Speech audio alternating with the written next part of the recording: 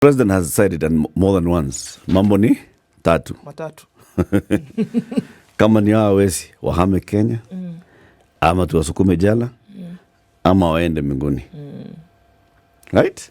Hakusema ama ni wapeleke mbinguni. Hakusema nitawa deport. Hatasema nitawafunga. Hakusema mimi ndio nitawapeleka. Hapana. You're trying. You're not doing very well, though, you know, my friend. This thing, if obviously, coming from the head of state and with the history that this country has, then you can clearly see why people would be like, hey, wait a minute, what are you talking about? Right? Because those are direct threats. There's not two ways about it. He just told them, you know what, you guys are not going, by the way. Now you have cases in court, you either go and withdraw those cases or I deal with you perpendicularly. Sawa. That's basically what he's telling them.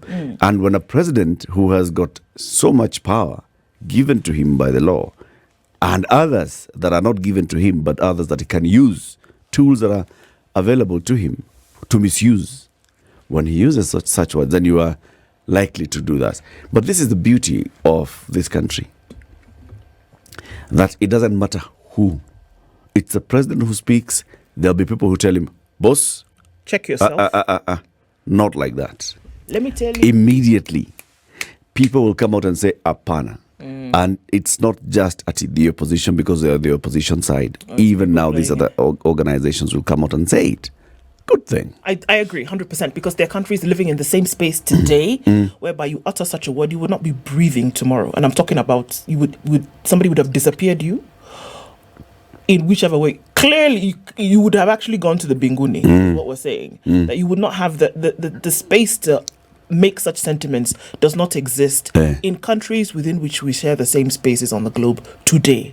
So I do agree that the space whereby opinion can be shared is quite robust, and that's what we should be encouraging, that somebody can call out the person who would appear to have the most power in the country and say, no, my friend, we cannot do this. And it would be interesting to see how he responds. I don't think you're going to get an apology. I think you might get an explanation as to what he was trying to say, but to say, well, let's see, you never know. Come off the weekend of some apologies, so you never know. I'm not sure we're going to get a kind of an apology from the president on this. He said it more than once. He said it the first time. Yeah. There was some reaction. He repeated it. There was some reaction. He repeated it. Okay, so it's clear that he's sending a message. He's not going to apologize. He is not going to apologize. He'll explain it more. But should he or should he not? Should he apologize? No, say what he's saying. Oh, right. Should he act tough? Because now that's the other side of the debate, okay? There are people who are saying, this is what we need. We need a guy who comes out and says, you know what, stuck you pussy. We've got to sort out this sugar issue. It's been there for so long. We have to sort it out. And we know there are cartels. And the way to deal with cartels is just to tell them, boss, I am shipping you out of town.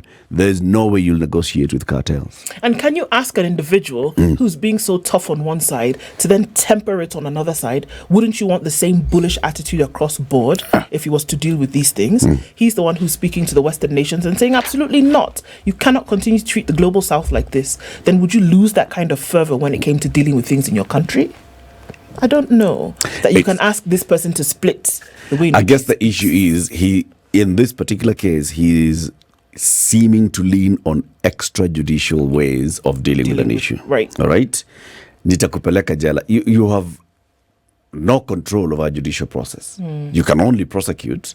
Then the judiciary will deal with what is brought before them. Right. So you can not just wake up and deport somebody because they have a case in court. And you cannot persuade God to take away somebody. After all, he's not Elijah. Look,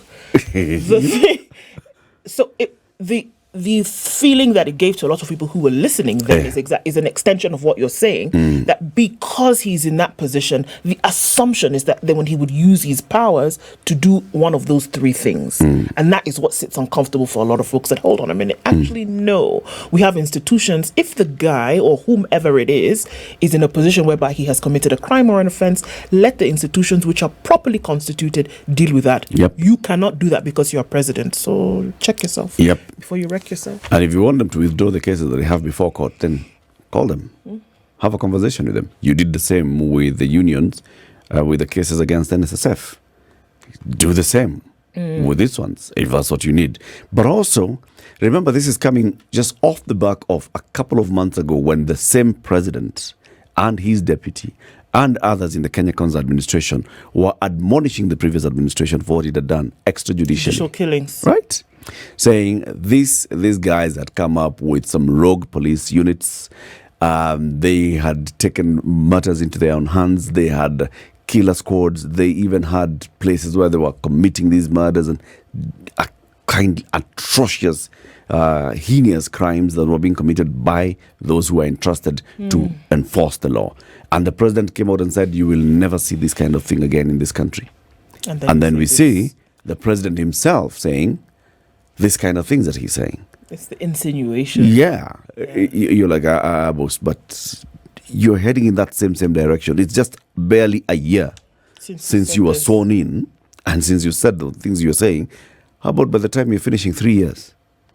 Shall you have been emboldened enough to actually form a squad that deals with such nuisances? And, you know, it is you, some sugar baron somewhere is disturbing you. Deal. Safirisha huyo tafadhali. Mfikishe pale juu, hapo mwingine Mungu achukue. You know? That's the scary part. That's the Keep thing. all these things in check. That's the thing. Yeah. This is the same president and the same administration that said we shall never see this kind of things again. And remember when he talked about it here, we said, yeah, he's talking so tough about that squad. What was that squad by Kinoti squad called? The one he disbanded? Special SSU, sir? Something. I'll find it in a minute. Yeah. And he ordered the disbandment of that squad, and we said, look, he is going to create his own squad. He will have his own squad. If Jaswant Rai did not kidnap himself, he did not stage his own kidnapping, then he was kidnapped. And even if he staged his own kidnapping, then it's the job of the police, because it was reported to them by his family that this man is missing. The police ought to have come up with answers by now. Yeah. Or Special at least they Crime should be showing. Prevention Unit now became the SSU, Special Service Unit. Yes, that's SSU ndio walikuwa watu wa container. Naona? The police ought to give us answers on what happened to Jaswant Rai. Honestly speaking. If he was kidnapped by thugs, tell us who the thugs were. Yeah. If he was arrested by police, on what charge? tell us. Yeah. Because the DCI boss says, no, it's not us. So it's not us. It's possible it could be a rogue unit within the police. Do your investigation. Tell us who. If it's not, if he's stage managed, because there are the people who are saying this guy just staged this whole thing to create some scenario. Find out and come and tell us everything that we see here. This pickup that came and blocked his vehicle had come from his home 15 minutes earlier. Show us, man. But you've got to give us answers. We can't just be sitting here and saying, we don't know what happened. It's too soon